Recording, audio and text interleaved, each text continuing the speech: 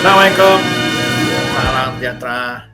Berlaku pertembungan antara Muhyiddin Hashim Jassin dengan Presiden PAS Hadi Awang mengenai 3 orang adun.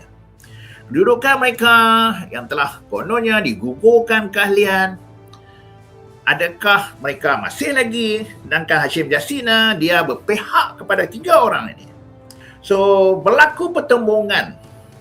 Ya, katanya kelulusan hak dalam kedudukan 3 orang ni terletak kepada Majlis Syura ni yang tertinggi So nampak sangat Hadi Awang katanya mahu menunjukkan kuasa, mahu mengawal PAS walaupun dia presiden tapi masih ada satu lagi badan Majlis Syura dan ini ada satu lagi badan ulama. So ada hierarki dalam pimpinan PAS untuk memastikan bila berlaku satu krisis isu macam ni So adakah nama calon CPN dan PM kem presiden tidak sama dengan kem Muhyiddin Ini pun soalan Jika begitu, elok kem presiden dan Muhyiddin bincang sebaik-baiknya dengan kadar segera dah nak mula dah ni. Kita tahu Muhyiddin telah muncul semalam diperleh bersama dengan MB, bersama dengan Hashim Jassin dan 3 orang adun. Sesuatu yang mendapat respon sangat serius daripada ni Fadli Syari dalam tulisan dia di FB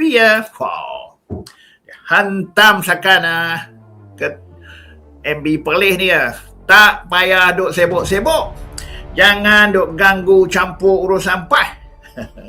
Jemput faham tak bagaimana inilah krisis di perleh dia sikit sebanyak memberi kesan besar kepada kepimpinan PAS Majlis Syura ataupun Presiden Ketua Muhyiddin dia itu agak serius 4 orang Patara calon. So malam ini kita memperkatakan tentang krisis kepimpinan Perikatan Nasional dan juga krisis dalam kepimpinan PAS. Ken Muhyiddin lawan dengan Ken Hamzah dan dalam PAS Ken Muhyiddin Hashim Jassin melawan Ken Hadi Awang.